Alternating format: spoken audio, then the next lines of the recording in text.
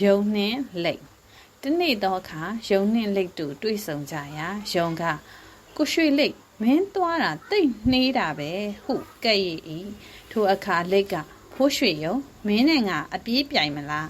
မင်းကိုငါမကြောက်ဘူးဟုဆို၏ယုံကလည်းကောင်းပြီဒါဆိုပြိုင်ကြတာပေါ့ဟုပြောလိုက်လေ၏နောက်တနေ့နနက်၌ယုံနှင့်လိတ်တို့သည်အပြေးပြိုင်ကြလေ၏ယုံသည်လျင်မြန်စွာပြေး၏လိတ်ကလည်းမရက်မနာပဲတရွေ့ရွေ့သွား၏ယုံသည်အရေးကောင်းသောနေရာတစ်ခုသို့ရောက်သောအခါငါပန်းနိုင်နဲ့နီးလာပြီလိတ်ကိုဆောင်ရင်နားလိုက်အောင်မယ်ဟုဆိုကတရေအိတ်လေသည်ယုံသည်အိပ်ရမှနိုးလာသောချက်ချင်းထ၍ပြေး၏ထိုအချိန်တွင်လိတ်သည်ပန်းနိုင်သို့ဥစွာရောက်နှင့်ပြီးဖြစ်လေသည်ယုံက